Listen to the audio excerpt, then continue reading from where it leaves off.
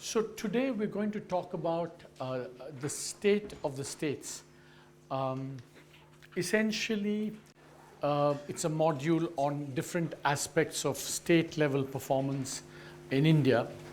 Now, one of the things that I've really enjoyed and working on India for the last many years, 10 years, doing research on India, is really the fact that here we have 29 states, so many union territories, and there's such a richness to the Indian development experience that I think getting students familiar with this would be, I think, a great. It would be really great, and I cannot tell you, especially when you think about how growth happens all over the world, how different Indian states have performed differently, what's been special about them, what's been unusual about them. I think those are things that I really I've enjoyed working on India in that sense, and I would like all of you to carry that sense also to your students. Now,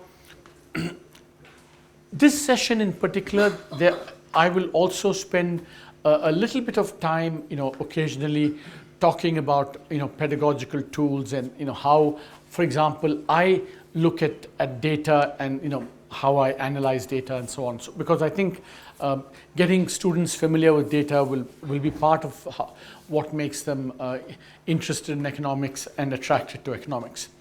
So, a state of the states today and over time, and I don't know what this is meant to convey, but whatever it conveys to you, I think is very interesting. So we're going to have three sections, and the first section is going to begin with audio clip.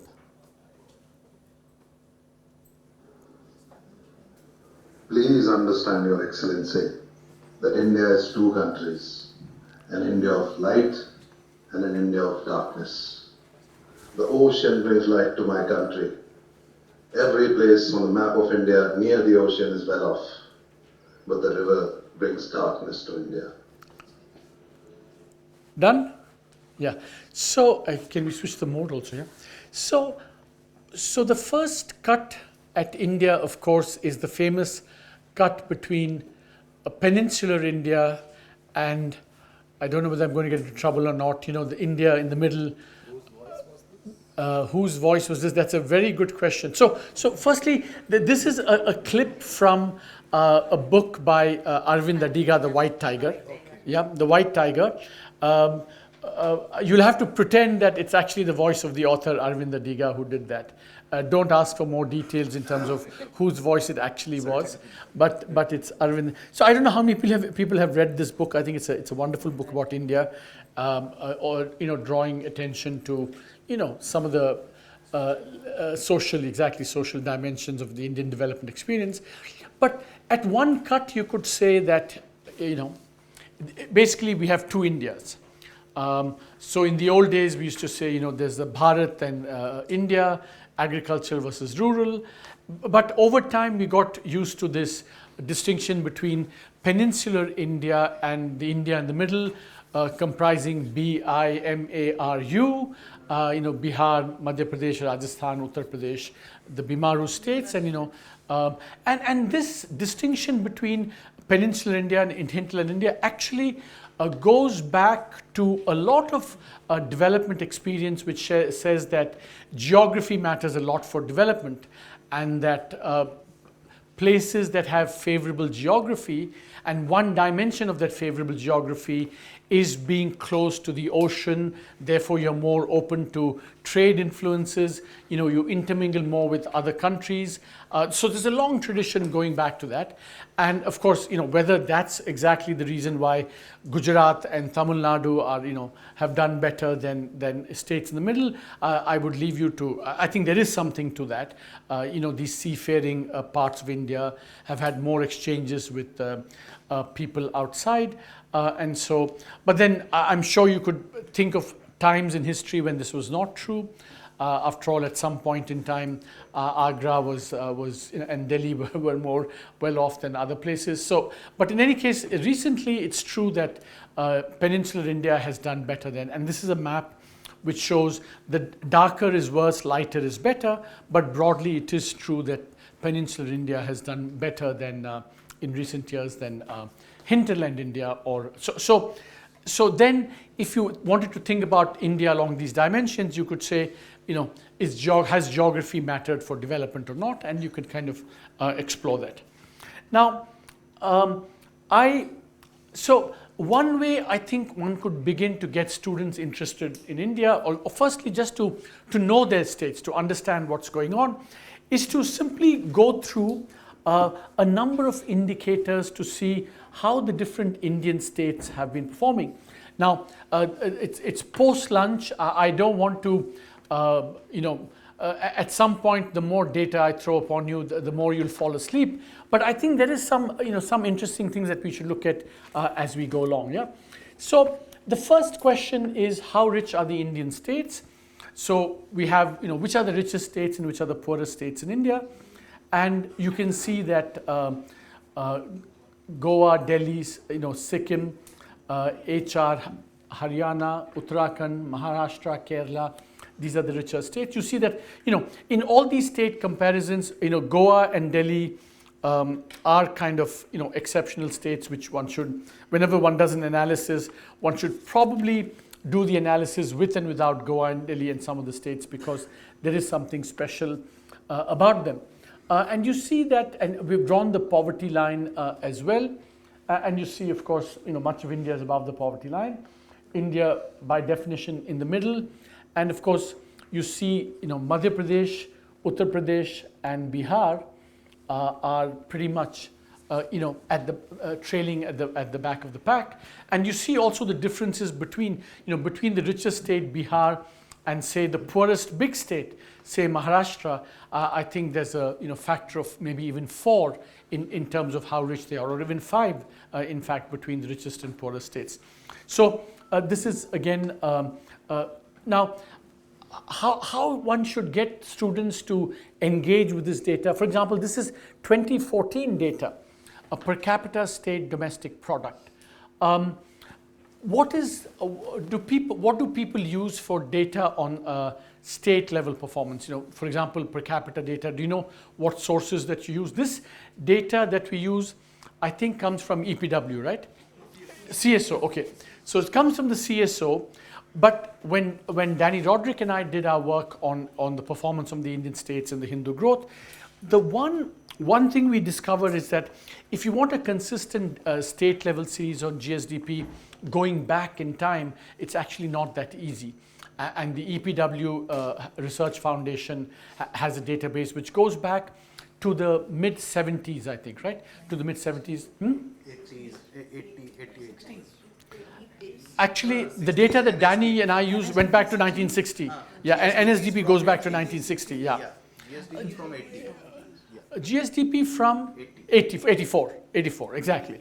Whereas NSDP goes back 1960, and this is the data that we used. But actually, before using these data, I would urge you to always look at it a bit carefully. State level data, if GDP at the central level, we discuss some of the issues. I think that I would urge all of you to maybe every student, you should assign him or her to look into the data quality of the states, the per capita quality. I don't know, I've not looked into it myself, but it's something that would be worth. I mean, for example, we know if you add up all the state domestic products, you don't get the national gross domestic product. So that's there are good reasons and there are not so good reasons for that. Both are there. So, but you should do it carefully. Now, how do states compare with China, for example? And here you find that only the 3 richest states are richer than the average level in China. So this is a nice way of kind of just, and this is now in PPP dollars. The previous one was in rupees. This is in PPP dollars. And earlier we had the Indian poverty definition, and now we have the World Bank $90 poverty definition. So it's nice to see that all the states are well above that. But again, you see the ranking is, of course, by definition going to be the same. The small states do well, but not all the small. Say Manipur, for example, is there on the right. Assam is there on the right. Meghalaya is also there on the right. So it's not necessarily true that the small states are better off than the richer states. Then, of course, we care about poverty as well, the head count ratio, and you'll pretty much see that, of course, in this case, big number is bad, small number is low. And I'm going to show you just a little bit later, it doesn't, income levels and poverty levels are not totally, they're correlated, but they're not perfectly correlated. And you will see that, here, of course, 21.9% is the Tendulkar poverty ratio based on 2011-12. But you can see how, the different states. You see, for example, Goa is it's 5%, and whereas in Chhattisgarh, it's almost 40%. So, yeah, question, yeah? Dr. Rajan's committee recommendations have not been taken by the government? Yeah, Rajan committee recommendations have not been taken forward by the government, no. Kapil, I'm right? They've not been taken. They just, the report is lying, collecting dust somewhere. There is another Rangarajan committee's recommendations also on poverty. Yeah, there's a Rangarajan committee, yeah. But see, these are all, you see, I can kind of understand the reason why, because you want to see in all these exercises, what you're trying to do is that you're trying to say that, no one dimension captures everything about a state, and you want some multi-dimensional, and you try and, basically it's a matter of trying to aggregate different indices, and which leads me to, so here's the thing. So we want to see, this is the Human Development Index for the states across India. And as you know, the Human Development Index combines health and education and per capita GDP. And you see that India doesn't do very well internationally on this, in the Indian ranking, 130 out of 188. The Chinese ranking is 90. But you can see again, China way above all the Indian states. By the way, we don't have the HDI ranking for all the states. We have it only for the bigger states. And you can see all my Malayali friends here should be proud that on the Human Development Index, Kerala is up there, almost close to China's, and there's a big difference between. And here's, and this is something I don't know whether any of you read the two articles of mine that were circulated to you to read. No, the links were circulated. Yeah. And so when you say, articles were not circulated, I have no sympathy for you. I have absolutely no sympathy. In this day and age, I have no sympathy for you. But one of the things I learned working on India is that, we have, and I think I used this as one of the articles that, we used to think of Kerala as the Scandinavia of India. It turns out, what I discovered, that everyone has known for a long time, but that Himachal Pradesh is the Switzerland of India in terms of, all the indicators. This I didn't know. Himachal Pradesh has been growing very rapidly. Its educational enrollment has been so. In fact, if you see, Kerala, Himachal Pradesh, and Tamil Nadu are the states which, by the way. Already you can see another exception to the hinterland versus peninsular, because the reason why I compared Himachal to Switzerland was two reasons. One, there are mountains, but there's another reason why I compared the two. Can anyone? They are small, both of them. Well, landlocked, exactly. So remember that in a geography view of development, being landlocked is a handicap. And you can, a lot of the work that even Jeff Sachs has done, for example, will tell you that landlocked states, because they don't have access to markets, they're very distant from markets, they don't have a lot of trade, they tend to do worse. But Himachal, it turns out, is an exception to that rule. So the wonderful thing about India is that you will have patterns and you will have exceptions, and analyzing these patterns and the exceptions are what make a study of the Indian states very. So this is a very interesting finding that so here's the other interesting thing, right? When you look at this, my Malayali friends will be very pleased. But then there'll be some Malayali Marxists who will say, Marxism Zindabad. And then you say, well, but how's West Bengal doing? And, not so good. So my Bengali friends, I don't know how many of them are here. My Bengali friends will say, well, it can't be about ideology because West Bengal is not doing so well. Remember that West Bengal, so there's something similar, right, to Kerala, West Bengal, and Jammu and Kashmir. I'll come to that. I'll come to that in a second. But I think there are lots of interesting patterns here. So infant mortality, again, what stands out, of course, Madhya Pradesh, Orissa, Uttar Pradesh, really shockingly high infant mortality rates even now. And you see Kerala, on the other hand, spectacularly off the charts in a positive way. So really. Kerala, as being the Scandinavia of India, stands out on these health outcomes compared to the other states as well. Now, this is data. So when we look at education, so here's an interesting and important distinction to draw. When we look at educational outcomes in India, for example, you could look at enrollment data, and you will see a huge improvement in enrollment data. But here I'm showing you data from the ASAR Pratham does these annual survey of education reports, ASAR and ASER, and here you see the outcomes. For example, you see that reading outcomes are at primary level. So high number means bad because it says percentage children enrolled in standard 5 who can read. Okay, I thought it said cannot read. Who can read? It goes, and remember, it's a very low bar here. It's not a high bar, so be careful here. It's in standard 5 who can read, standard 2 level text, and there who can do, division in standard 5. But even here, what you find is that this is not very great. A lot of variation across the states, but the average level in India, only 50% on reading and 25% on basic arithmetic. This is what is pretty shocking about India. Yeah.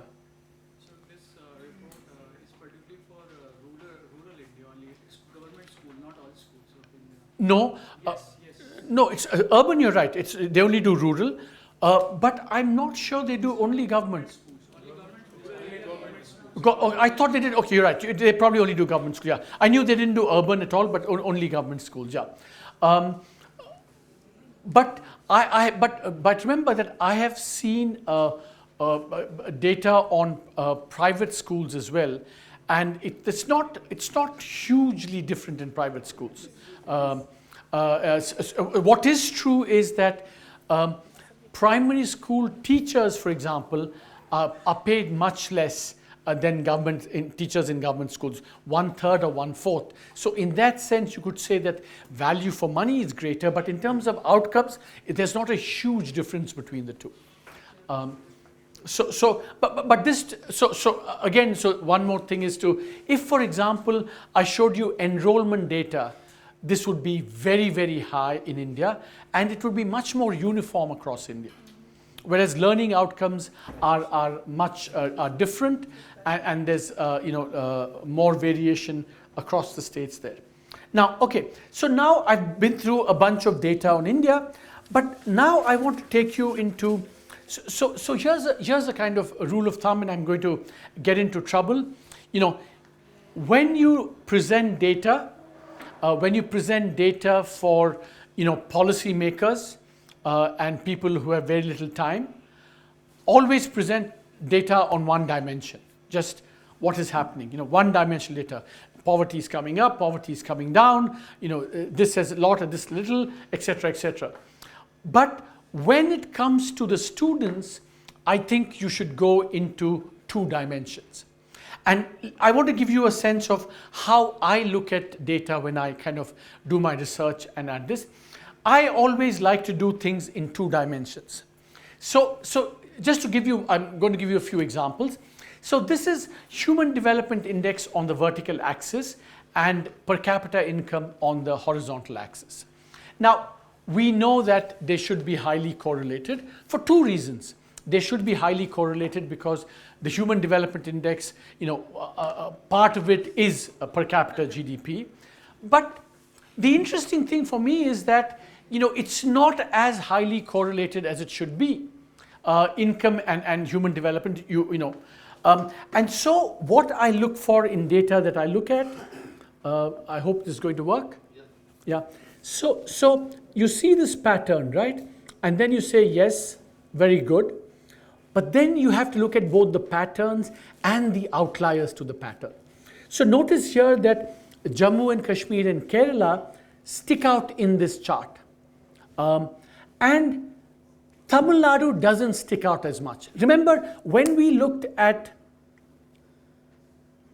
where is the Human Development Index? Okay, take this chart for example. You see Kerala, Himachal Pradesh, Tamil Nadu, you see these are doing, have very good Human Development Index, right? But when you go to this data, this chart, you actually get a slightly different impression than just looking at the singular data on Human Development Index. What this tells you is that, essentially what this says is that, yes, more income is associated with more human development, better human development outcomes, but it's not one-to-one, and there can be reasons why one departs from the other. So Kerala, for example, and Jammu and Kashmir, they stick out because they are far away from this line of fit. So when you plot 2 variables, you should plot the line of best fit. So that tells you what is the average relationship between the 2 variables.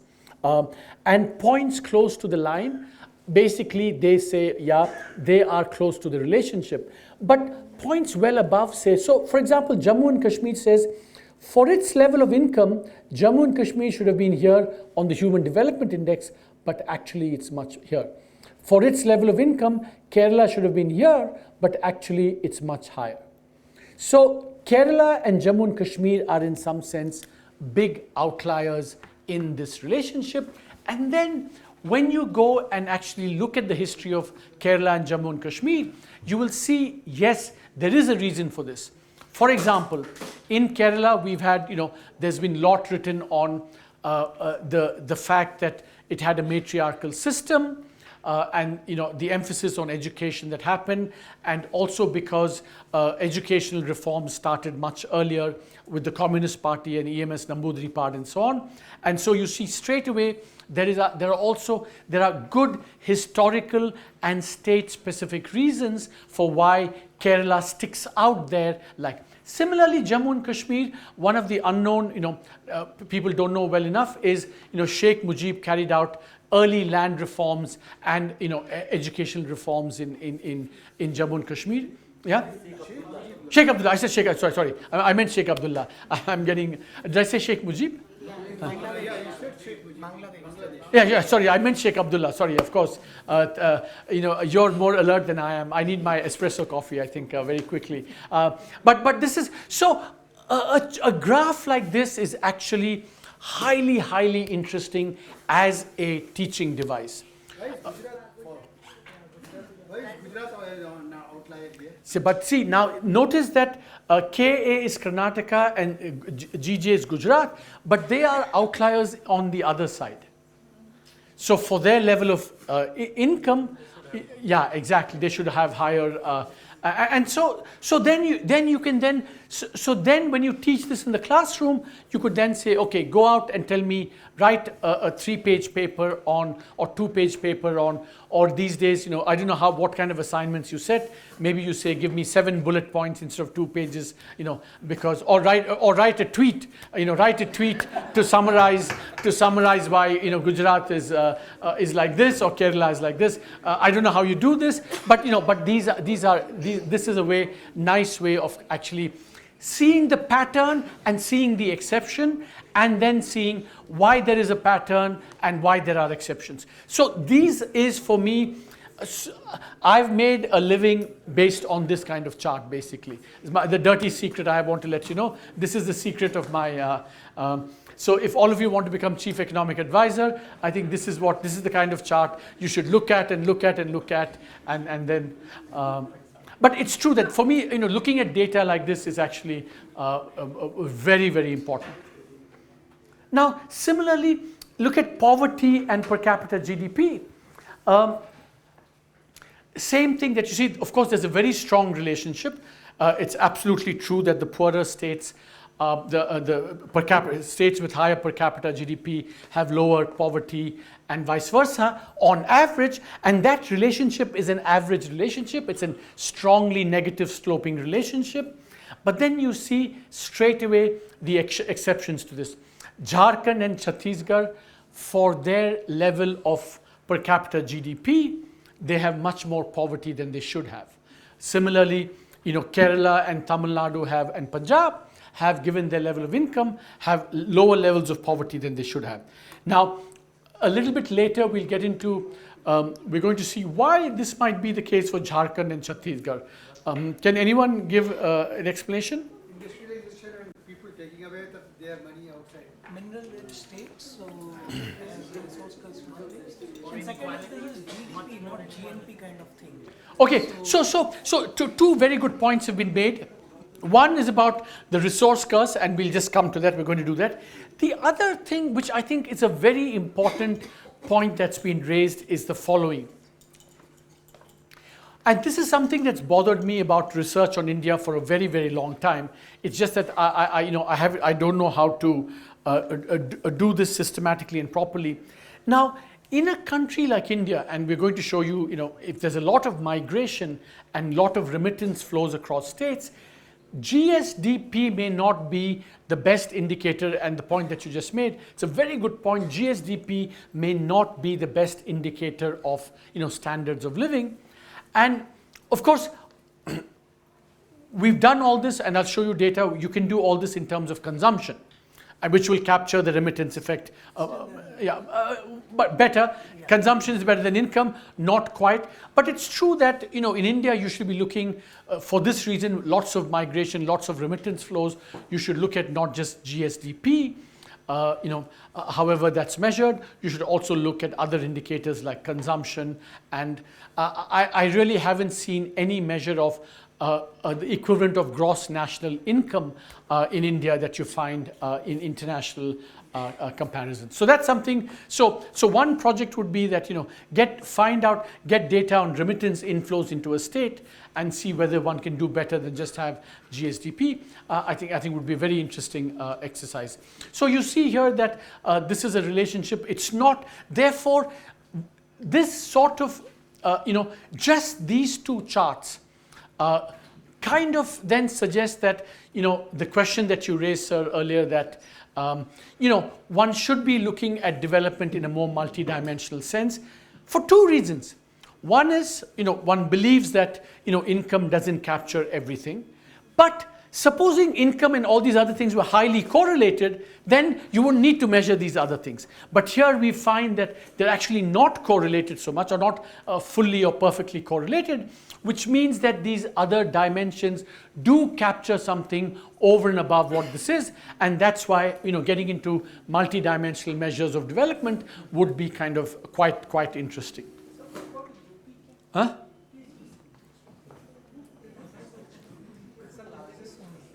Why is UP missing here?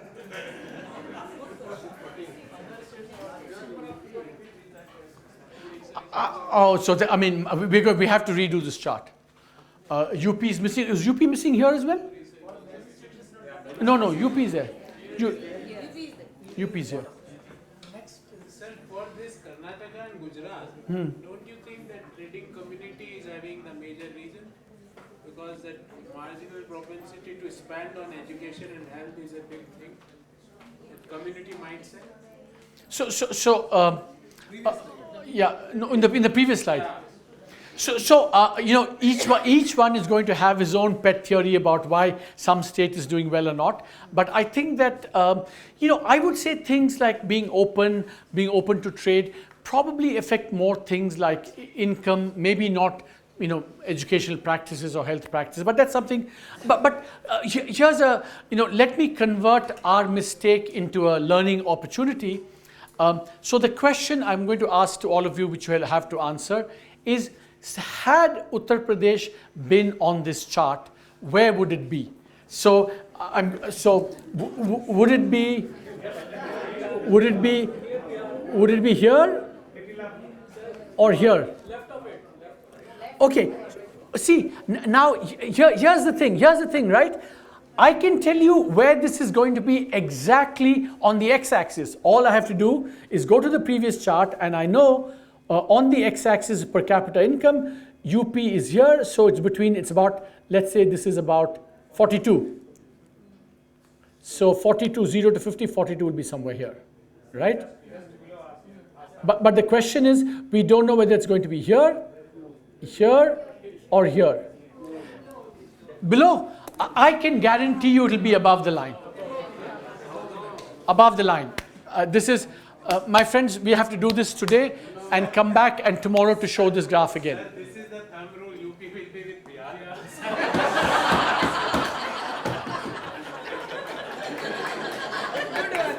No. Okay. No. So now I'm going to put you on the spot. Okay, you've cracked a very good joke, but what does it mean to say UP is going to be with Bihar? It's an important question. No. In this chart, tell me, what does that mean? What does that mean? See, sir, it was a very important question. We know that on the x-axis, we know there is this gap. Okay, so the question is, when you say it's with Bihar, see, Bihar is not an outlier. For its level of income, it's close to the line. The question is therefore whether UP is also close to the line or is far away from the line. Huh? So if you mean it's like Bihar, that means it should be close to the line. Yeah. But I'm not so sure. Okay. Now here's a very important point. Here's an important point. Again, remember, this is in terms of analysis and things. Very important point to remember. This will come out later when we do some of the other indicators. But very important to remember that Uttar Pradesh and Haryana are a bit misleading, because Noida is part of Uttar Pradesh and Gurgaon is part of Haryana. So when we think about, is it therefore really the Delhi capital region, or is it because of Uttar Pradesh, is kind of an open, interesting question. Same thing for Gurgaon. Is Gurgaon where it is richer because it's Haryana government state policies, or is it because of being close to Delhi that it does so well? So again, these are very, very interesting questions when you can look at, when you do this kind of analysis. But my wager is, we'll prove it to you tomorrow. Who is with me? I think that, okay, Kapil, you have a question. Just to answer this thing, should I answer it? Yeah, please. It will be on the line. It's on the line, okay. So you've done it already? Okay, good, okay. Okay. So we have, Kapil has given us the answer already. So Bihar is 29, so it's bang on the line, almost bang on the line. UP is bang on the line. That's kind of surprises me a little bit, but that's the data.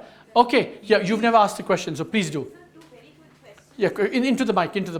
Two very good questions. First, does adding 14 more states to this graph will change the relationship itself a little bit? One very good point. I'll come to that in a second. Yes. And Second.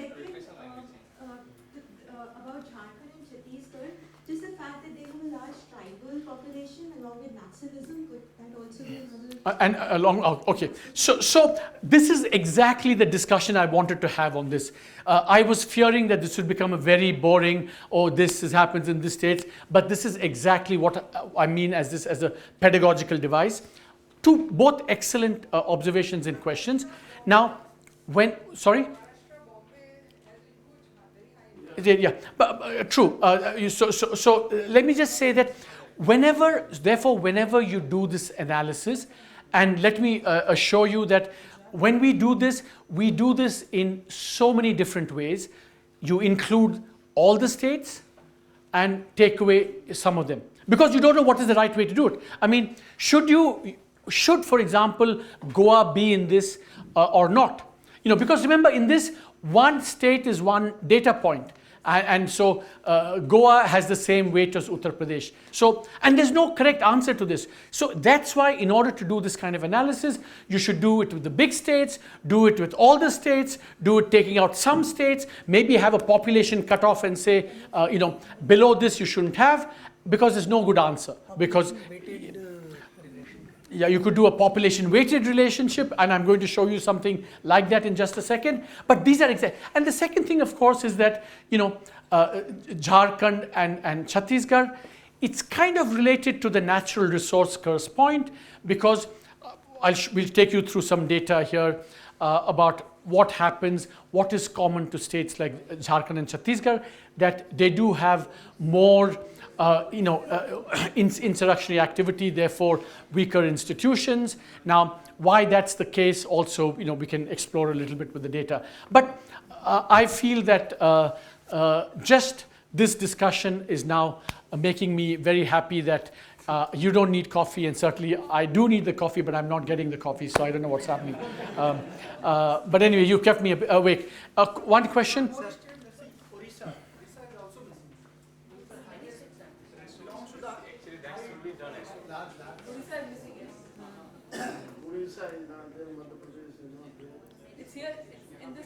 I don't know what, so we'll redo. Kapil, can you just meanwhile just put in all the states and do it? And this is I don't know why this has happened like this. We'll put in Orissa, and we'll put in all the big states, certainly. Certainly in the version that you'll see in the economic survey has all the big states. I don't know why this got left out, but we'll certainly do this, yeah?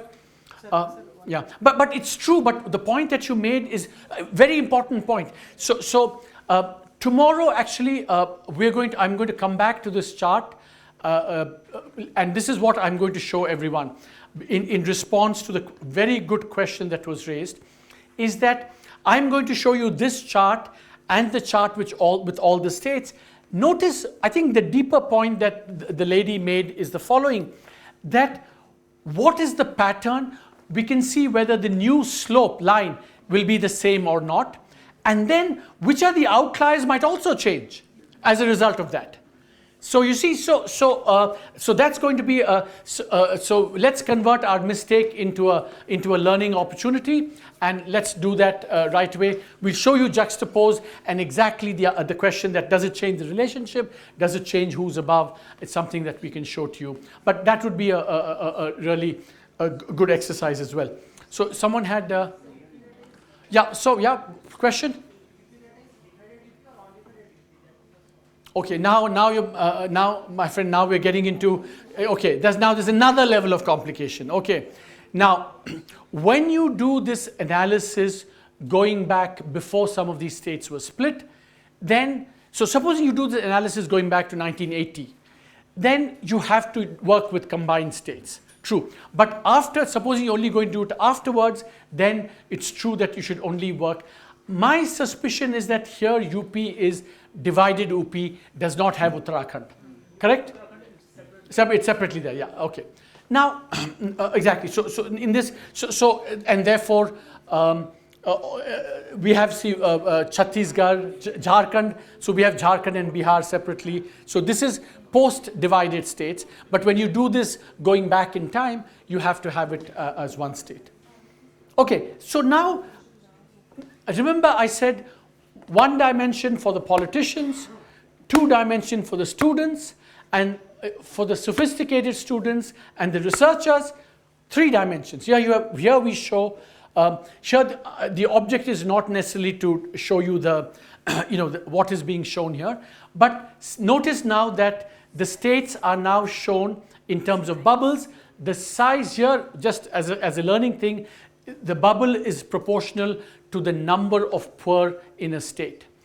So for example, you have infant mortality against total fertility. So this tells you, for example, okay, the R square is 0.47.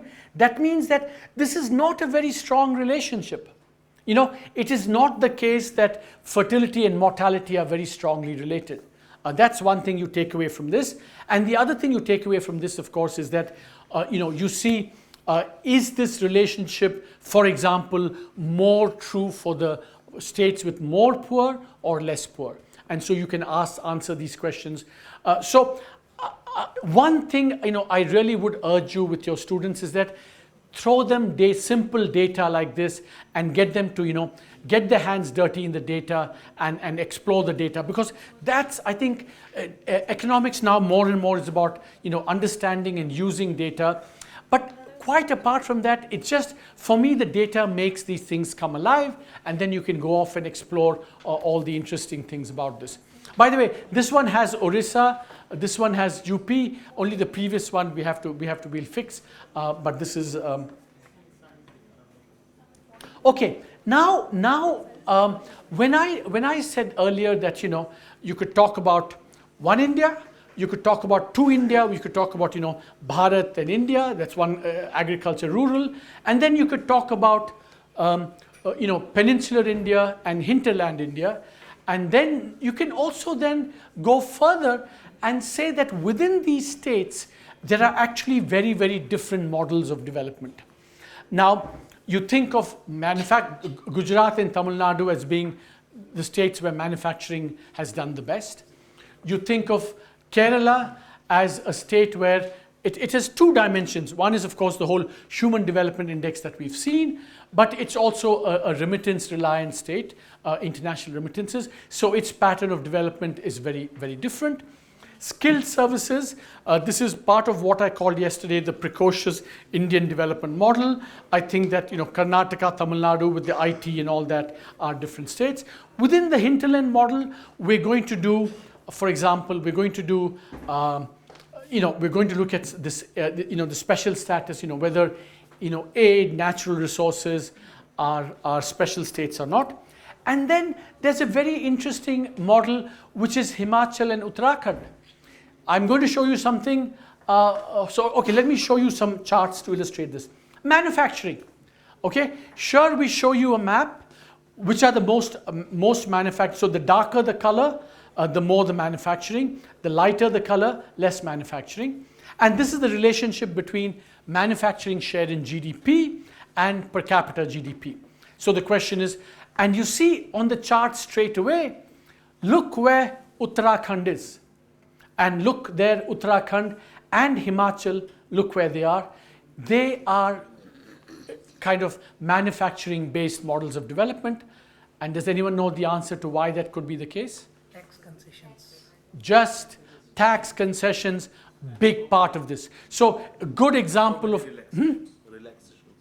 Yeah, exactly. Tax concessions, relaxation, basically a lot of excise and income tax exemptions. You see that lots of firms relocate to that, have relocated.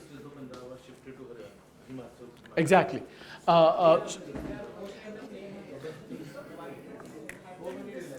Yeah. Huh?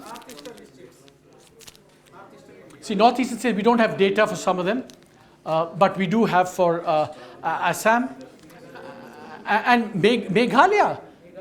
Meghalaya is quite manufacturing oriented. What is that about? Even I didn't know that. Huh? But my friend, this is manufacturing. Oh, not again, policy-induced manufacturing. So again, remember that when you look at this, you see, remember also on the right-hand side when you see the chart. Now, this is a chart which has many more states. And you see that the relationship is much weaker, lots more outliers. For example, Uttarakhand, Delhi, look at Delhi.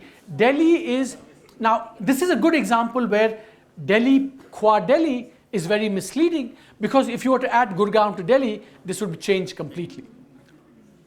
So this is something that all of you should, So this is a way of looking at data and, asking questions that you should be looking at. Yeah. The area is missing here in this, I guess. It's on the graph, but On the other thing, it's missing. Yeah. See, I think we took away. See, we wanted to not have, because the more outliers you have on this chart, the more the relationship will be skewed by the outliers. So you have to take a decision on. Okay. So then we go to the natural resource model. This comes to the question about Chhattisgarh and things. You find, for example, that basically, now here's a small aside. In the latest economic survey, we have a whole section on whether natural resources are good or bad for development, measured in terms of levels of income and growth rates of per capita GSDP. What we find is that, because remember that the reason why I like to think of these things in analytical terms like natural resource curves, manufacturing, etc., is because I've looked a lot at the international cross-country literature. In the cross-country literature, for example, countries that have more oil have tended to do worse than countries that have less oil. It's a paper that, many Sachs and Warner have a paper. It's in the part of the reading list. But, I've also written some papers on this. And so the question is that, in some ways, basically, India is not one unit of analysis. India is like, you can do almost like cross-country analysis within India, because there's so many different aspects to this. And the other thing to say about the natural resource model is that, here we have measured natural resources based on mining. We have not been able to, for example, add forests to this, because yeah. Power generation through hydropower. That doesn't come. That's we haven't done. No, hydro we haven't done. Yeah, yeah. No, that's not. But the thing about forests is that when you have forests, these are forested areas that lead to, for example, corruption with the timber industry. But also forests are more conducive to Naxalite type activities. So then when you ask the question, is it because of insurgency that's bad? At one level, it's insurgency, but at another level, you could say, well, in turn, the insurgency, is it because of something else? And then you go try and, peel more and more levels of analysis, and then you see. So this is another. In case of natural resources, I mean, the coal linkages and all those things have abolished all incentives for power sector to develop in these coal abundant states. And hence power sector is also in Tamil Nadu, because coal would be given at same cost in both the states. So it doesn't matter. Yeah. So the question is, and yeah, the question, yeah. So the good question, and you're in some ways anticipating what we're going to do in the railways. See, for a long time we had something called a freight equalization policy in India, which tried to disperse manufacturing activity because naturally, if there's coal and natural resources, manufacturing act like steel plants naturally tend to get located near coal. But because we had this policy, we would give subsidies. If you're further away from the resource, you would get a subsidy in order to encourage manufacturing away, to kind of disperse manufacturing.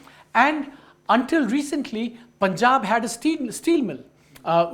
Punjab had no business having a steel mill. It was not only not close to natural resources, it was also not close to markets. It was not close to anywhere else. So Punjab had no business to be there.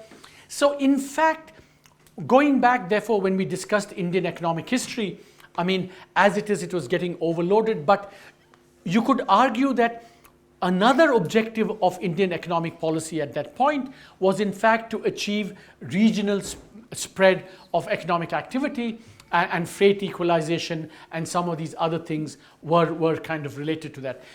Freight equalization was removed, when was it? About... But Yeah, post-liberal, about 92, I think it was taken away. Coal linkage is still there. And then, of course, the incentive, now kind of little bit more location is determined by non-policy factors and much more related to, natural comparative advantage and things like that. I'm not going to show you this because I'm going to do this in greater detail, but you see remittances. You find that you look at Bihar. Now, this is international remittances, not internal remittances, and you see clearly that. Okay, a question for you: which is the most highly represented Indian community in the United States, and probably the richest Indian community in the United States? Sikh, Punjabi Sikh. Andhra Pradesh. It is not. In fact, the diaspora in the United States of Sikh origin is actually amongst the poorest, amongst other Indian. This book by Professor Devesh Kapoor, you see all these things. I think the richest community is actually the Andhra Pradesh, and so that's why remittances are quite high. A lot of the doctors in the United States are from. Of course, you have software engineers from Karnataka, Tamil Nadu, and so on, and from the Delhi area. But I think the Andhra community is very. I hope I have some friends here from Andhra Pradesh and Telangana. No, my friends, this is regional. Huh? They're all in the US, exactly. They're all in. Very good point. Very good point. They're all in the United. Exactly. Okay, so now let's see some more. We're going to see a little bit more some of the analytical work that we do with this. So in one of the papers that was distributed, and this is a variation. I hope all the states are here. Now here you'll see asterisk means these will be combined states because the unit of analysis goes back to 84. And so when I want to look at data, for example, I make use of two lines. One line I showed you before, you plot two things and have the line of best fit, which shows the average relationship, and then see, what fits the pattern, what doesn't fit the pattern. Here what I do is, guess what this line is? 45. Exactly, it's the 45-degree line. And I do that for a reason. So here on the x-axis, 84 to 2004, i.e. pre-boom, what happened? And on the y-axis, the growth rate, annual average growth rate after 2004, what happened? So this is kind of the boom period. And then essentially what I want to show you in this, here's what I want to show you. It's clear that, all the states have grown faster after 2004 than before. So all of them have done better. But the question is, which states have done disproportionately better compared to that? And for that you have to see the vertical distance from this line, because if you're on this line you grew at the same rate before and after, but you see, and this is where you see Bihar is a real outlier. In the period after 2002, we know this happened. Bihar not only, so this gives you the absolute level of growth, but this distance tells you how much better than the previous thing that you grew. And then you can again look at very, very interesting. The state that, even UP, for example, this line is quite big. And notice here that the state that actually doesn't do that well compared to before is the state that's closest to the line is actually West Bengal. So West Bengal, in fact, did not. That gap is more here, so it's 45. So it's a gap. It's how much better you did in the subsequent period as you did before. That's what that gap measures. And here you see the big stride was actually made by Bihar. Yeah.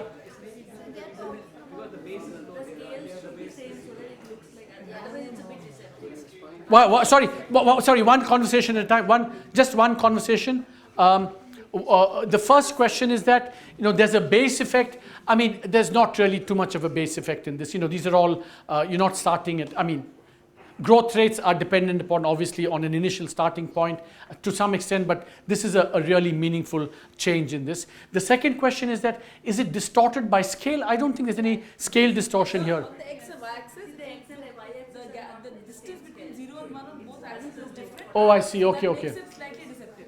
That's true. That's a fair point. Yeah. So so promise number 2, we're going to show this chart tomorrow with the same distance on this as this. The units have to be the same on both axes.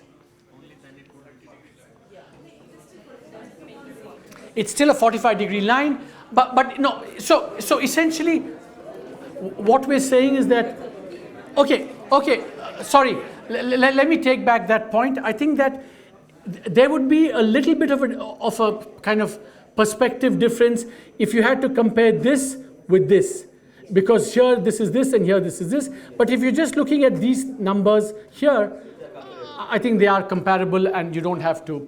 Okay, so essentially one takeaway from this is that obviously the growth boom in India around 2003 affected all the states, but it affected some states that previously were not doing well, like Bihar and Uttar Pradesh, little bit caught up with the other states in this period. Huh? Okay, we'll redo all the charts and we'll do that, yeah? Okay, now I want to come back to my old friend here. These are charts on, these are in fact, I would say, the more striking analytical chart about India. And remember when I showed you convergence and divergence? Convergence, when you see a convergence, on the x-axis, initial level of per capita state domestic product. On the y-axis, the growth rate in subsequent periods.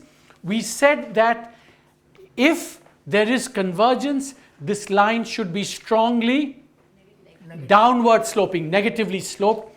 And what you find is that consistently, no matter how you do this in India, you have upward sloping. Someone asked about convergence and divergence in the first. So this is the first case of, or the first chart within India we're showing, where you see massive divergence between the states.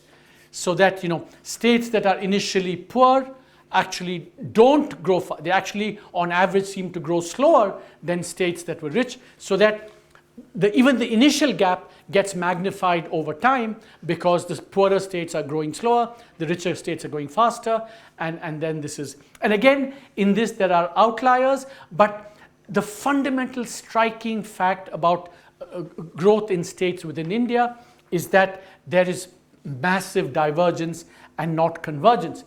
And this is the chart then we showed in the economic survey, which to me is in some ways a very depressing chart about India. I want to show you this chart. So you have the world, you have China and India, and we're going to show you convergence for each of these 3 units, geographical units. So this is the world. In the period from 2004 to the latest, whenever 2015, we do see convergence in the world. That is, in the world since 2004 onwards, poorer countries on average grew faster than richer countries. And so the process of catching up, which, remember after the Industrial Revolution for about 200 years, everything diverged, but slowly the process of catching up began in the world in 2004. In the case of China, the provinces within China, you see this massive convergence. Since about 2000, in the initial period, if you think that Chinese growth began in 1978, from about 78 to 2000, again, massive first divergence, because all the people went to the coast. The coastal provinces grew very rapidly. The hinterland provinces were lagging behind. But then after 2000, that process got reversed to China's advantage, and you see divergence big time within China and across the world. And my friends, this is India. It's the complete opposite relationship. Now, why is this actually very puzzling? You have to compare India and the world. You see, what is the process that brings about convergence? If I am poor, I will attract capital, I will attract technology, because I have, to put it in terms of the solo growth model, if I am poor, I have less capital. The marginal productivity of capital is very high in my country, which should attract capital. So attracting capital, attracting labor is what makes poor countries richer. Now, the puzzle is this. India is one country, one market. Capital and labor can move about freely within India. Internationally, many more barriers to the movement of capital, labor and goods. Within India, goods can move freely. I mean, in principle, labor can move freely, capital can move freely. And yet, within this jurisdiction, where supposedly all these factors can move freely, which are the factors that bring about convergence? Despite that, it hasn't happened in India, it's happened in China, and amazingly, it's happened in the world. This, to me, is one of the most, it's kind of depressing in some ways, because essentially what it's saying is that regional inequality is rising within India. And it's not even being arrested, it's kind of becoming worse and worse over time, despite the fact that India has been growing so rapidly. Maybe it's because India is growing so rapidly, maybe it's because the pattern of growth in India is in favor of something. These are all very interesting questions, but this to me is a very striking first order fact about state level performance within India. Divergence within India, but convergence in China and convergence, even early convergence in the rest of the world. Questions? Planning commission have not addressed these issues in the beginning. Sorry? This must be the responsibility of planning commission when center state allocation had to be there, not only with the fund, even with the projects. So they have to take care of these things. See, can I say one thing, my friend? Can I criticize you? Huh? So why do you think of this process as just determined by the public sector? Why is it also not because private sector activity hasn't shifted? So true, there is something that the government should do to rectify regional. But remember, when it did that in the past to try and rectify inequality, to get steel mills in Punjab does no one any good. So it's true that we need to do more, but what we need to do for this, I think, is much more complicated than just having the planning commission say, few more projects here and few less projects here. That's not going to solve the problem. Yeah, question? Yeah. Just a quick question. Where is India and China located with respect to the world? Yeah, that's a very good question and brilliant question. And I can kind of guess that. So we know, and this is actually adds to the puzzle, right? For certain in this chart, China and India are way above the line, way above the line. China even more so. So let me make a guess.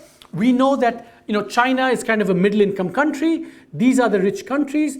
I would say this is China. Yes. And I would say that maybe even this is India. But let's check that. We can check that. Huh? India would be different here somewhere. The red one? No, not red. No, India has to be above the line. That's for sure. Yeah, India has to be above the line. So we'll check that. In the middle. Yeah, could be a little bit further. It could be. Yeah. It could be this point, for example. It could be this point, for example. But so this is the thing. But I don't know whether it is despite India growing rich or because India is growing so rapidly, whether we see divergence within India. Because if you get very unequal patterns of growth, and like for example, suppose it's all skill intensive and IT driven, you could easily see how you get rapid average growth, but very unequal growth within India. So I think this chart in the economic survey, I think is one of the really striking things. That is what my concern was in the first half. That, the inclusion error has been projected to be 60%. In the economic survey, the inclusion error has been projected to be 60%. So how this UBI and all that would ensure the redistribution sort of thing? Yeah, so the question is about redistribution, whether if we have a lot of resources, you can, if you're concerned about exclusion error, you have to throw a lot of money at the problem, but then you will get more inclusion error. But to me, I worry, let's not conflate issues, right? There's a growth issue, there's a regional issue, there's an issue about, so remember, inequality also can be measured along different dimensions. UBI assumes that growth will trickle down. No, UBI makes no assumption. UBI just says, I will give a certain amount of money to every Indian in order to get 20, 30, 40% above the poverty line. That's all it says. It may have something to do with growth in the sense that, can we afford it? Can we get enough growth to generate the resources? But per se, the two are not, strictly speaking, connected. Yeah, the gentleman there, yeah. The convergence. How GST will affect convergence? Oh, it's a great question, great question. Now, one answer, simple answer is, by definition, if you create a common market, right, you unleash the forces of convergence, right? That's why internationally this is happening.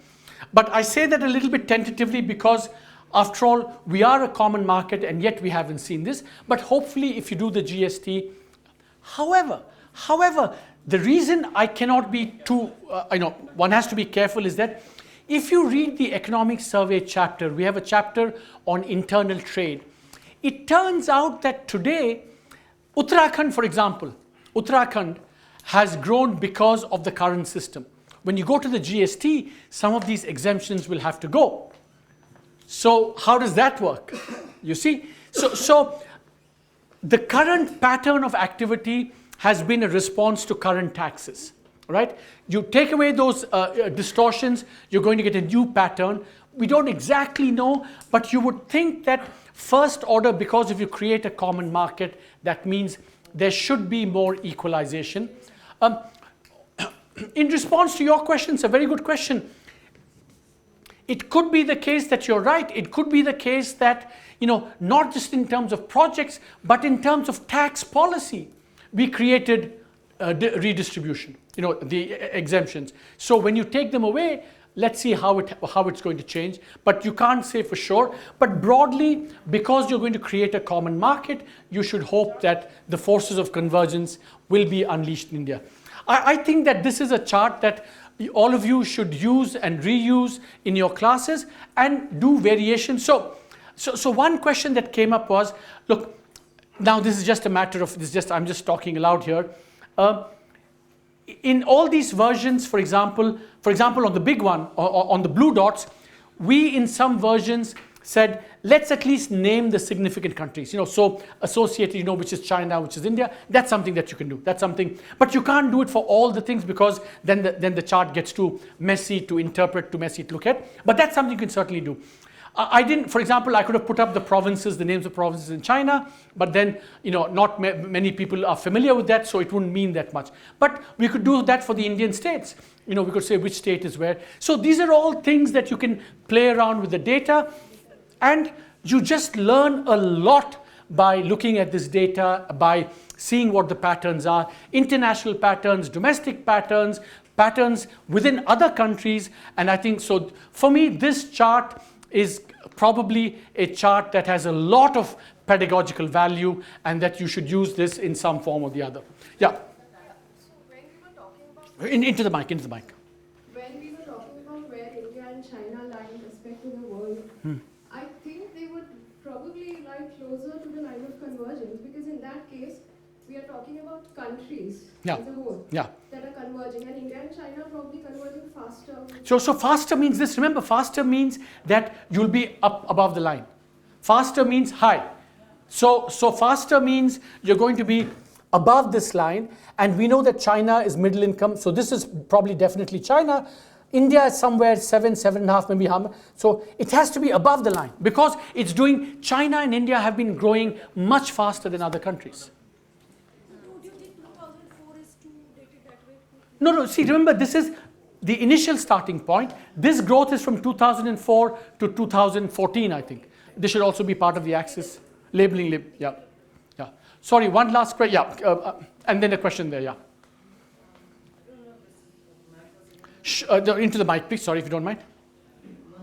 occurs to me is that both for the world and for China, labor movement is relatively more restricted than in the Indian case. China because of the restrictions on mobility, and world because of labor market, obviously. No, but China, we know from the numbers, 300 million people, Chinese people move. We know that. So it's most mobility, more than in India.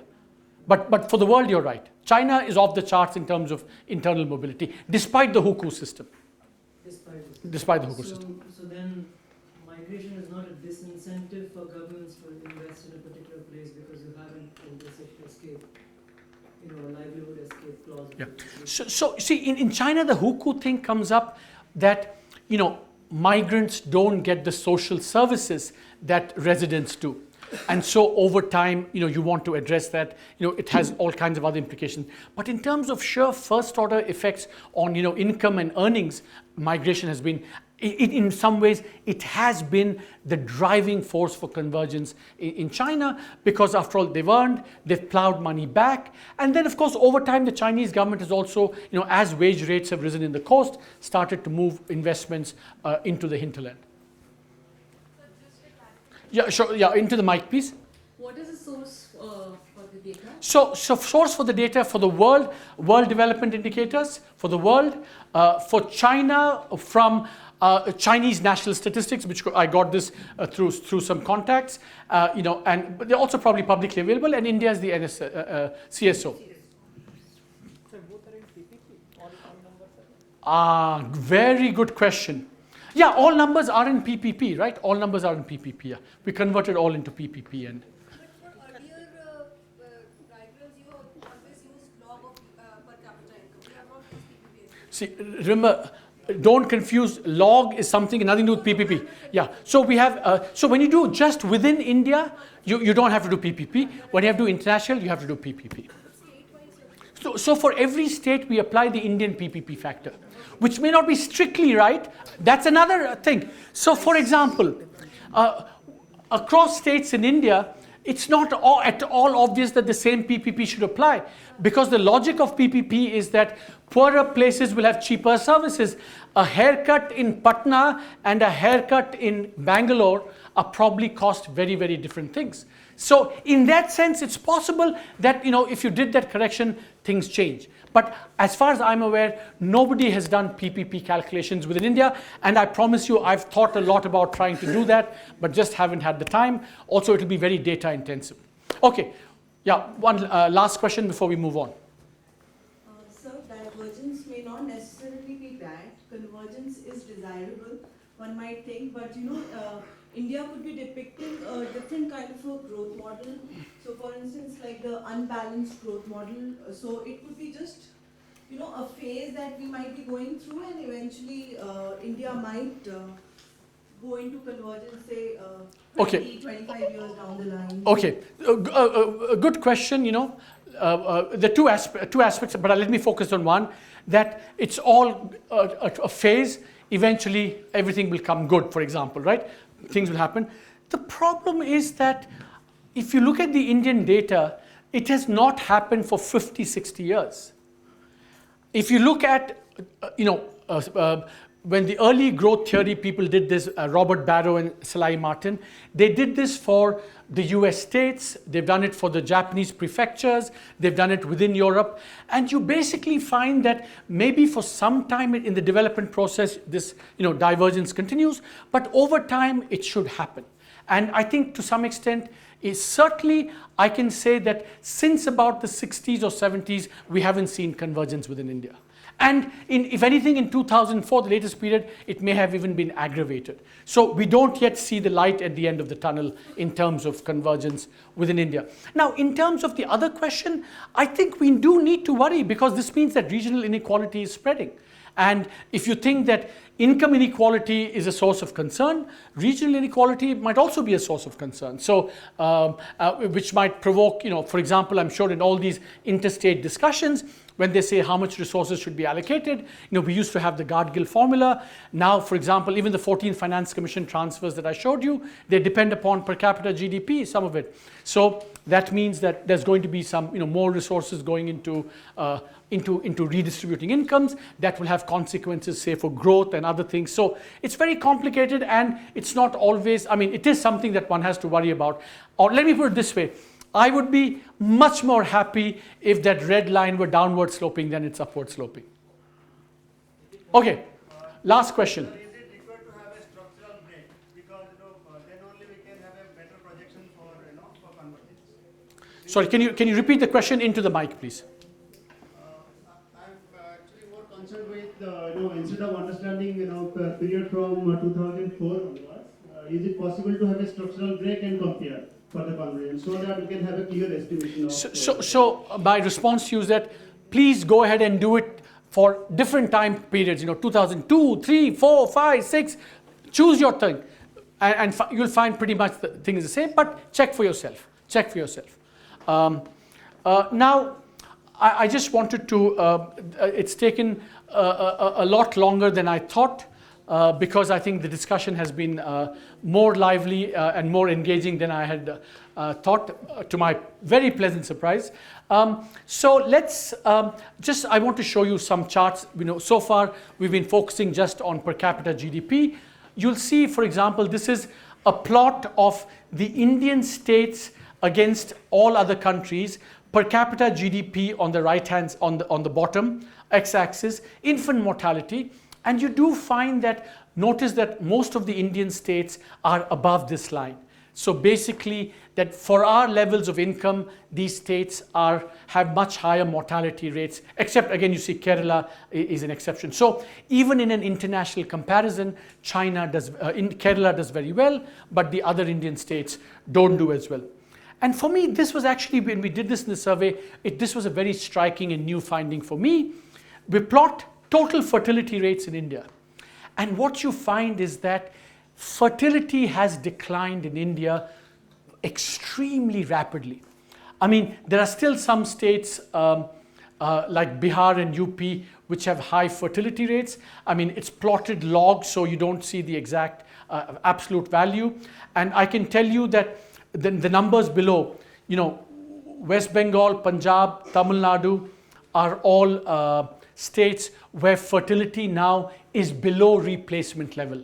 That is, every woman has less than 2 childs births per woman, and replacement is about 2.1.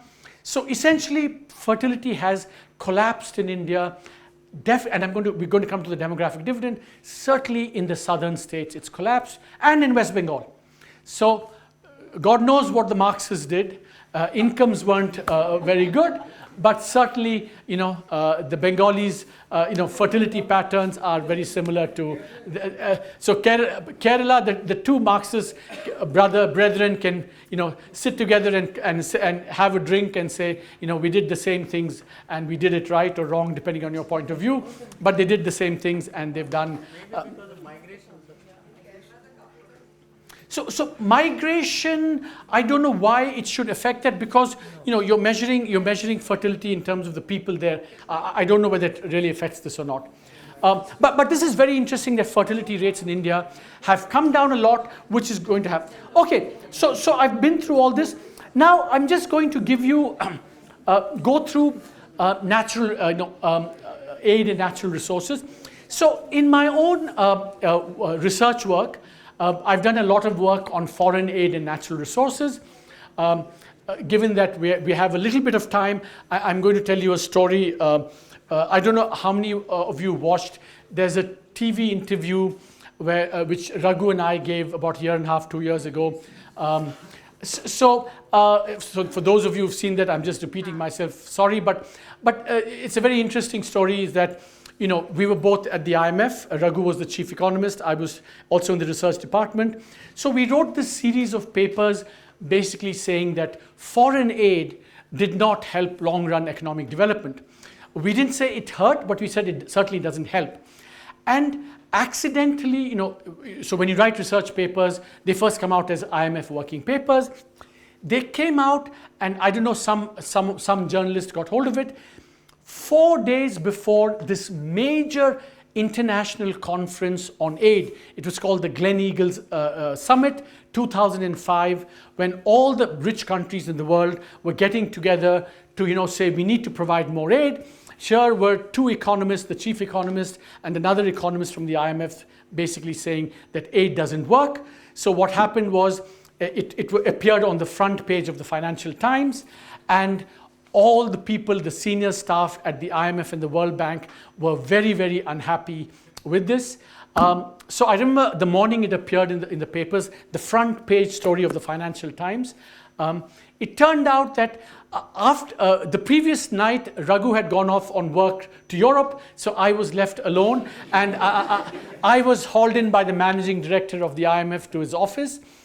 He's a Spanish gentleman, Rodrigo Rato. So I was there with all these press people, and to his credit, he didn't maybe behave like maybe a senior Indian bureaucrat may have behaved, and upbraided his staff. He was very kind of said he understood. But I had to go and then do a press conference without Raghu by my side. It's one of those, how can I say, how when you commit a crime and then you have to go out and say, actually I never committed the crime, or some intellectual distancing that one had to do. So I had to pay my dues, and then of course, so I have a long and somewhat a colorful association with foreign aid. So that's kind of the provocation when we were doing this last year, the economic survey. It struck me that perhaps there is something to that within India. Is there a kind of aid curse? This is called an aid curse, because in the theory, in the literature, what the finding is that any kind of free money that governments get, money can be from aid, it can be from oil, but it can also be due to other reasons. Egypt, for example, gets money from the Suez Canal. They basically don't do anything now. The thing has been built, and you just by virtue of geography, you collect a lot of money, $4 or $5 billion a year. And there are many, many ways that countries collect this money. And the pattern is that often you find that these things are not good for long-run development. They actually hurt long-run development. And that's why it's called either the aid curse or the natural resource curse. So the question is, we said, and there are reasons why this happens, of course. Aid, what it does, it perpetuates resource dependency. Countries that get a lot of aid don't collect a lot of their own taxes. And if you don't collect taxes, that creates its own set of problems and complications. If you get a lot of aid, there was a question yesterday on remittances. If you get a lot of aid in remittances, your currency becomes very strong. Your manufacturing sector doesn't do very well. It's called the Dutch disease, because Holland, the Netherlands, discovered oil, and the exchange rate became so strong that manufacturing there became totally uncompetitive and got wiped out. So all these things happen with aid internationally. So for me, studying India, and also exploring these different models of development, the question is there something similar going on in India? So we tried, and let me tell you what aspect of aid this. So why? So for those of who probably, at least this had subtitles, the other one didn't. But this is a scene, a clip from a movie, People Live, where in this case, someone from officialdom comes to give, as part of some program, to give something to a poor person. There's a background to this about the person trying to commit suicide in order to do all kinds of things. But here the moral of the story is that basically the donor gives you what he thinks you need, not what you really want. And of course in the story, when he gets the pump, he asks for the fitting, and the guy says, you've got money for you've got this for not committing suicide, so kind of get on with it, shut up and get on with it, right? So this is an example of one example of one of the accusations against foreign aid as well, that basically the aid donor tends to give to the recipient what he thinks the recipient needs, or compelled by interests related to him. I mean, for example, foreign aid donors themselves want to promote their own industry. They want to sell their own goods to other countries. they want to, for example, very important, they want to actually foist their excess food on low-income countries because they have too much food. So all these things are pathologies related to aid, and these are the things that Raghu and I did some research on. But the question is whether this applies within India, and I don't know whether I can get back. Yeah, okay, good. So how do we see whether there is an Indian experience of aid as well? First of all, how would you measure aid? And what we did was we said, let's see what the center provides to all the states. Funds to the state are given in the form of finance commission share of taxes. There are also plan and non-plan grants, and there are non and non-plan loans and advances. So these are all the resources that the center gives to the states. Now, of course, not all of it is aid, and the way we measure aid is to say how much do you get over and above what you might have got depending upon your share of total national income or your natural share of taxes. So the excess of what you would normally get, excess of what you actually get to what you might get is what we call aid, what we call them redistributive resource transfers.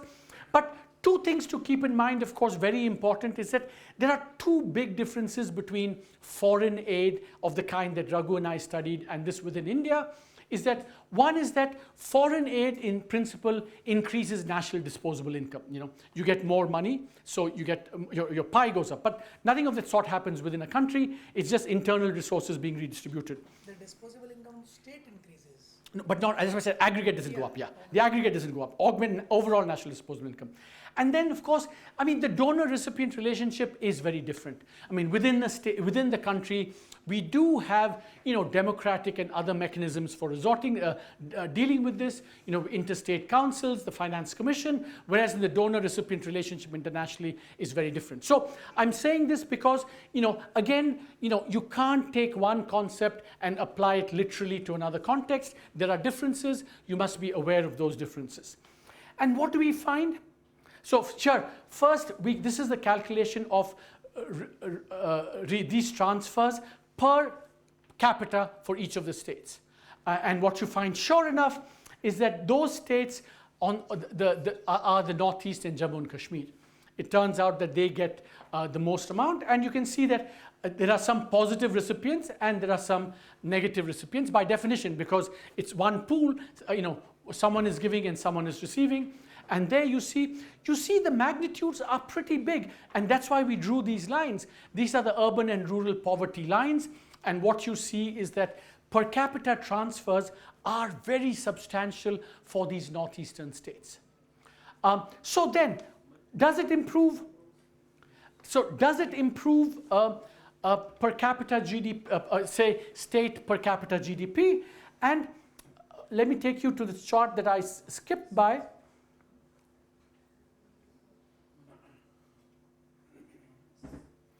So on the right-hand side is per capita income. We've also done this in the survey for per capita consumption, and you find a negative sloping relationship between these aid transfers. And so at some fundamental level, you would think that if you give money, at least consumption would go up. Even if you wasted the money completely and just consumed it and didn't do anything in terms of investing it and creating wealth, you should still see that consumption should be positively correlated with this, and you see that that's not the case.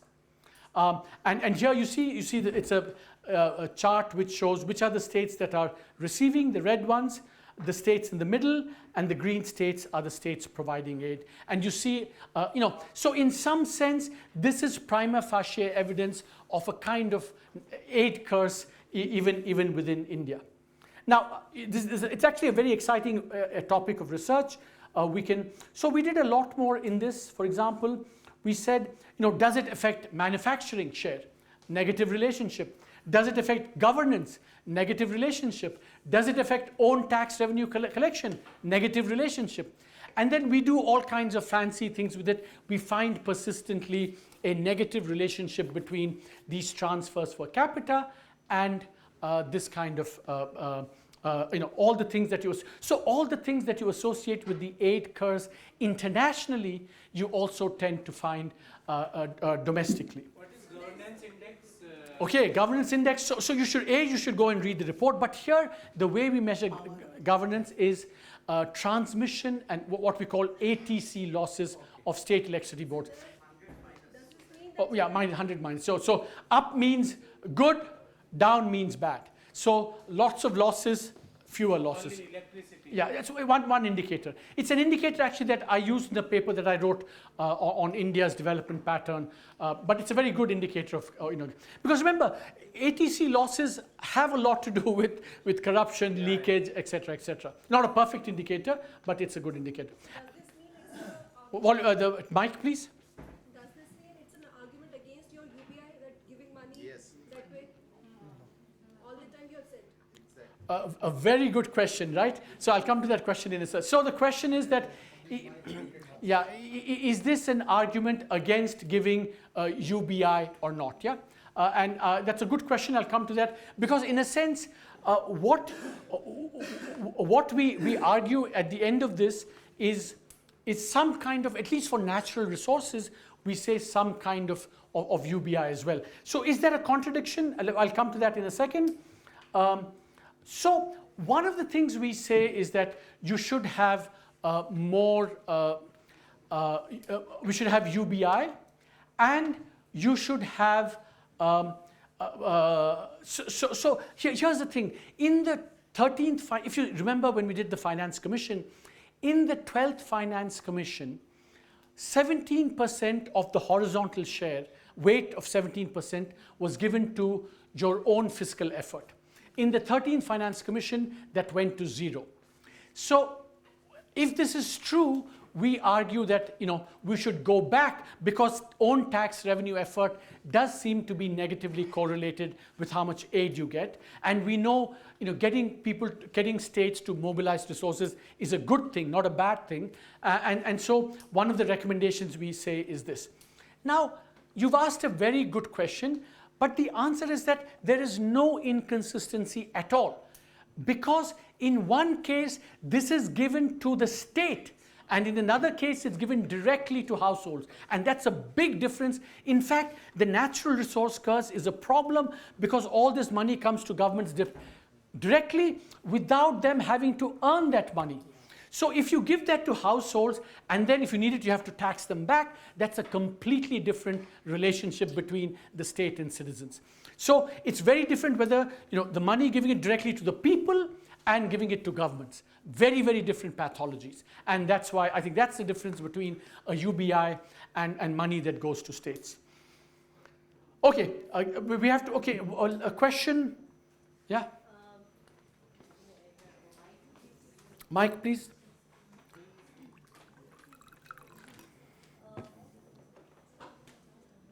All these exercises that we saw are basically unconditional convergence, isn't it? So, unconditional convergence. No. Actually, that's a good question. So the question was whether all these charts that we showed, see. Remember. Let me make a distinction here. This is not see. If I had growth on the y-axis and initial income, Talking of previous ones. Oh, those were unconditional, yeah. The main big chart that I showed you was unconditional convergence, yeah. And maybe some of these data could be included, and then one can go in for conditional. So in this we do regression analysis based on conditional convergence, yeah. So what about the autonomy of the state and the federal finance? Question here. What about the autonomy?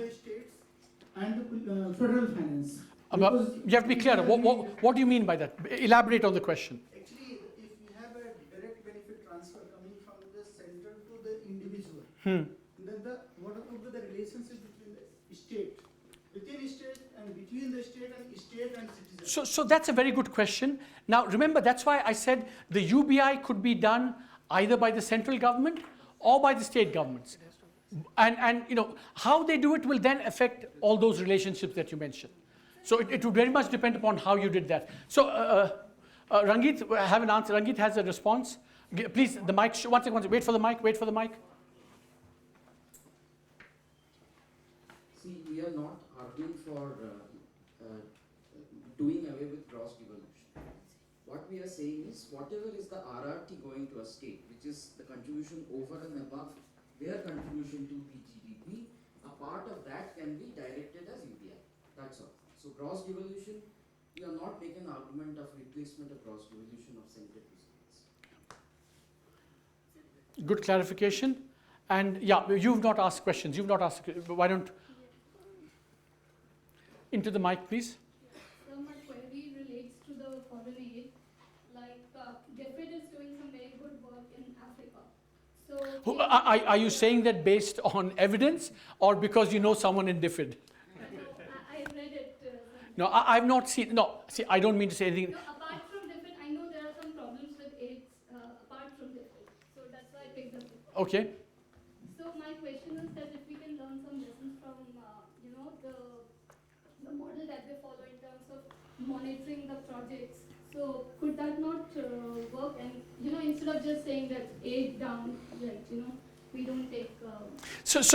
Okay. So that's a good question. You know, the question is whether, you know, if there are good international experiences, you know, whether it's DFID or someone else, we'll have to see. Can they be transferred domestically?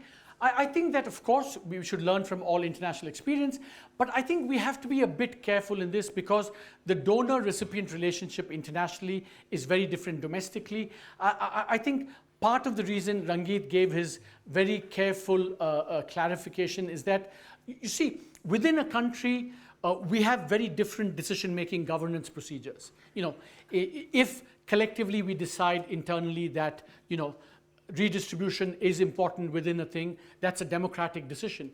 But internationally, you don't get these democratic kind of processes between donor and recipient. But it may still be the case that there are other things like, you know, maybe we can use technology, maybe you can use better monitoring, et cetera, et cetera. And all those things we should learn from. But see, the problem in all this is that one has to be very careful about over-intrusive procedures. Because remember that especially within a country, because you're democratic, you want to say, no, as you said, I have my sovereignty and I will decide. So the more you say someone else is going to monitor, someone else is going to do this, you know, it gets tricky. So you have to be careful about that. Yeah, please, last question and then I want to move on. My voice is slowly giving way. This includes around 30 to 40% of central government's finances because Finance Commission transfers accounted earlier for 32% and now Planning Commission around 10%. So by the time that study is, it's around 40%. But remaining 60% transfers for food subsidy, fertilizer subsidy, all CSS, education, health, that is not covered in this. Actually, it's an important clarification, very important.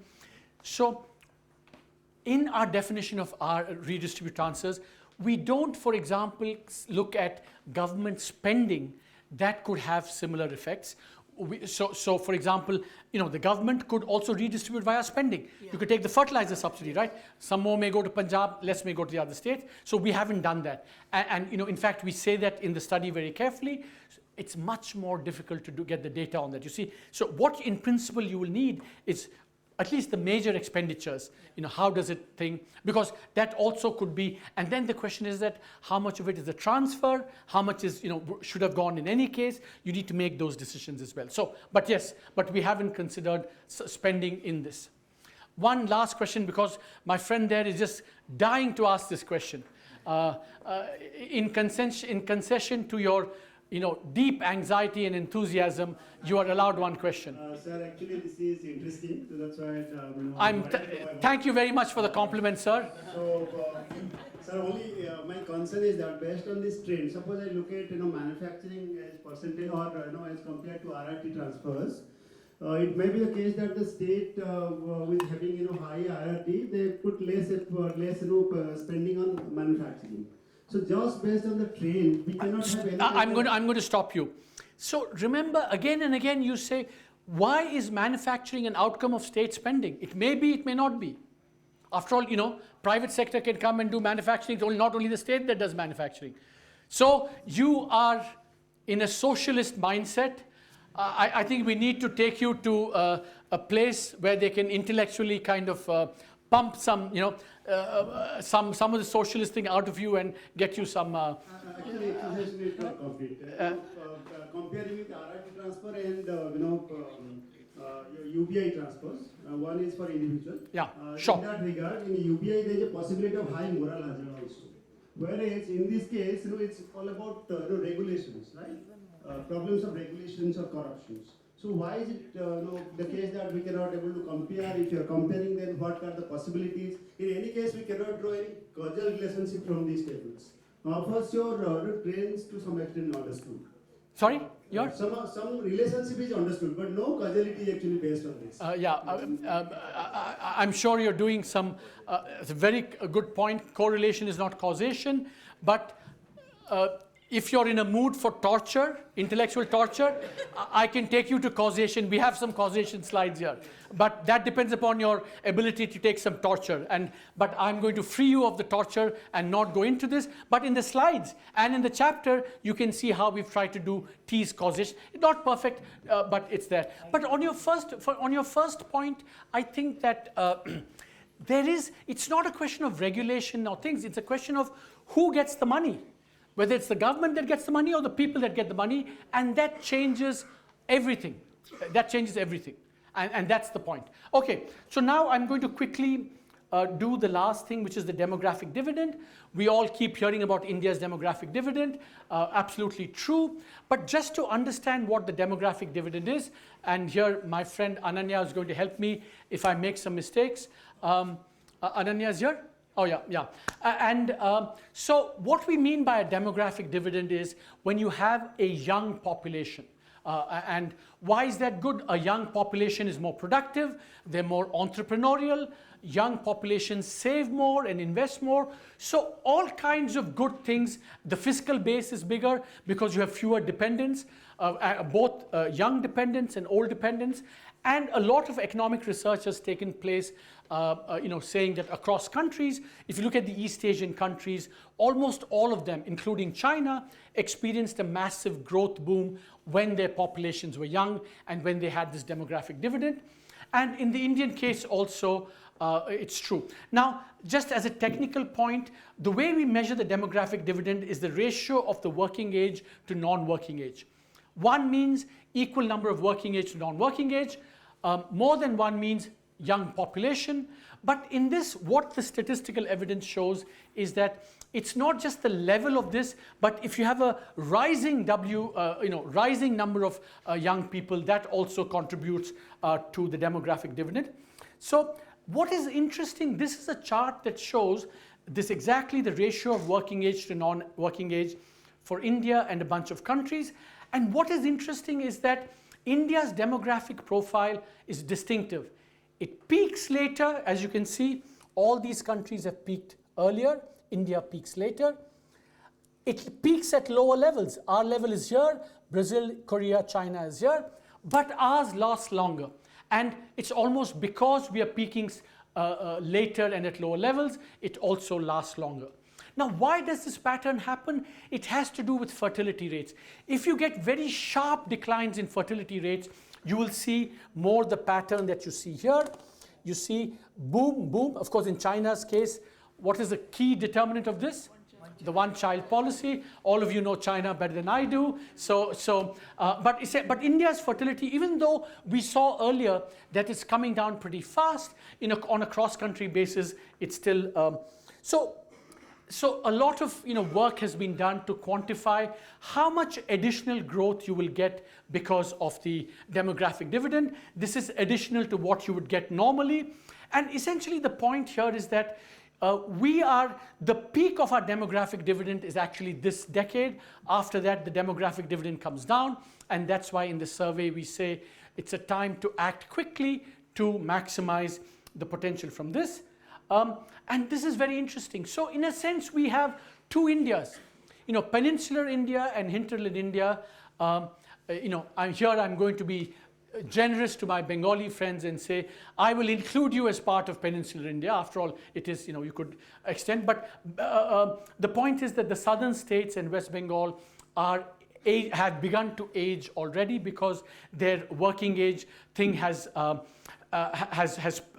is going to peak very soon, the ratio of working age to non-working age, whereas for hinterland, so the southern states are on top, the hinterland states at the bottom. You notice that some of them are actually going to peak much later. The southern states are going to peak around 2020 or so. So, and in some sense, aging has already begun. And so that is hinterland India. You can pick which part of India it is. You can pick what they're doing, what form of aggression they're expressing. It's for your imagination. And I'm sure my Malayali friends will say, I cannot see one Malayali playing chess in this, but this is supposed to be, aging southern India and, restive, aggressive, youthful hinterland Bimaru India. And what is interesting is that because we have this very different profile, unlike if you look at China, for example, the demographic pattern is almost pretty much uniform across the country. But here, because we have this varying thing, there are possibilities that we can of mutual help through migration. For example, if southern states are aging, it's possible that healthcare and all these things will require people from elsewhere in India. And I think migration then throws open the possibilities that even though we're aging, the fact of the heterogeneity in this demographic profile could actually be something that we could take advantage of. This is basically what this chart is saying is that there is more demographic dividend left in the poorer states than in the richer states, which is good news because that means that there's more growth potential, upside potential from this. Again, there are outliers and so on in this relationship, which all of you are welcome to go back and explore. And this is the torture part. I'm going to stop here. Those who want torture can go and read it or consult all of us afterwards. But bottom line is, thank you very much for making this a much more exciting session than I had feared, than I thought it might not be. I thought it would be after lunch, a boring bunch of graphs, but you made it come alive.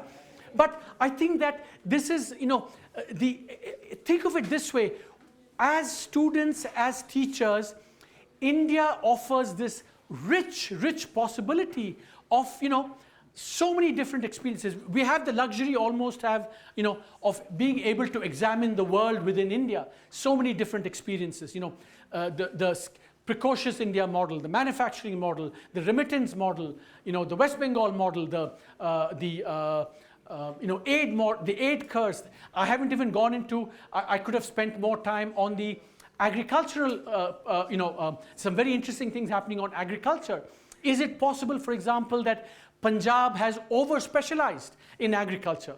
Has agriculture turned out to be the curse for Punjab in some ways?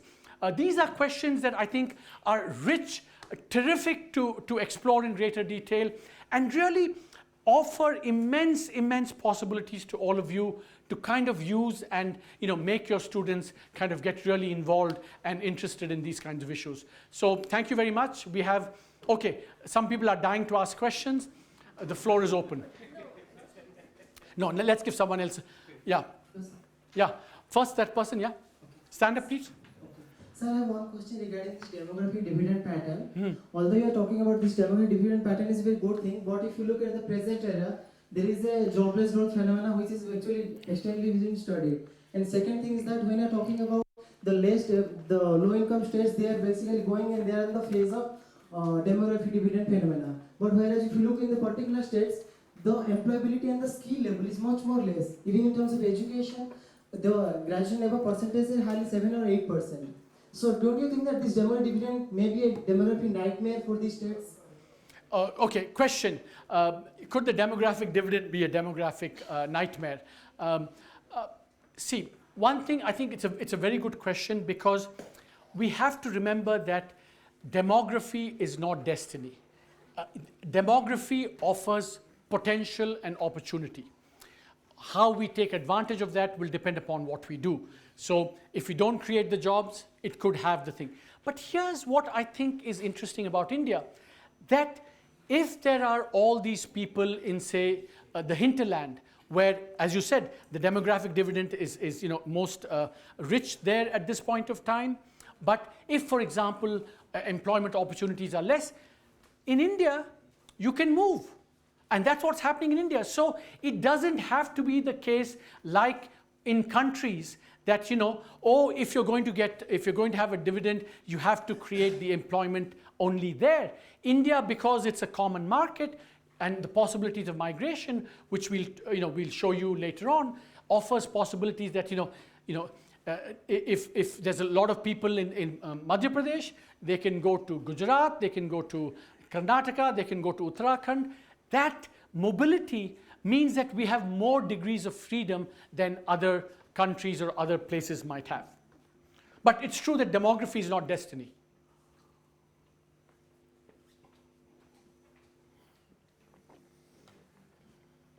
Sir, we have seen a good growth of in agriculture sector in Madhya Pradesh. Then there is a problem of glut or what in agriculture sector in Madhya Pradesh? What is the first session tomorrow is on agriculture. All your fantasies about loan waiver, Madhya Pradesh, riots, strikes, etc. will be answered tomorrow. Yeah? Oh yeah, the announcement. Okay. Oh, you have the charts. Okay, my team is feeling very guilty that the charts, so let's display the charts. Come, let's display. And okay, one announcement I want to make is, if you see, you have to admit that the maps look beautiful, correct? All credit to my team here which has done that, and so give them a big round of applause. But here's the that if those of you who are willing or want to know more about how you construct these maps, so if you do Gayatri, Parth, Ananya, Navneeraj, please go to them, fix up a time, maybe tomorrow morning or tomorrow afternoon. They will be at your disposal to help you. It's actually, I think this is, so here's the thing. If I were a dictator, I would say you must do this because this would be great things for not just for you, but for your students as well. But I'm not a dictator. I've said you can come, you can go. But here, I think that you would benefit a lot from having this. So please talk to them, fix up a time, and see how efficient they've been. Uttar Pradesh is on the line. Orissa is above the line. So Orissa, is this the one chart? Is there another chart? So there's another one here. See the 45-degree line. Actually, very good. The fact of having added the new things, Arunachal Pradesh is, I think, probably new there, and so now the axes are scaled similarly. But the point that I said that Bihar sticks out, that remains in this. Nagaland. Nagaland is the new, state that has done very well as well. Madhya Pradesh not so well relative to its past performance, but then the past performance itself was higher than Bihar. So the gap with the line shows you how much extra, how much better you have done, not the absolute level. So these are two charts that, there's one more? Sorry? BRC stands for Bihar Combined. Yeah, absolutely. And similarly, MPC stands for Monetary Policy Committee. Yes, you know. Okay, thank you very much, and a wonderful session. And please feel free to get in touch with my team, and we'll see you tomorrow at 10 o'clock sharp.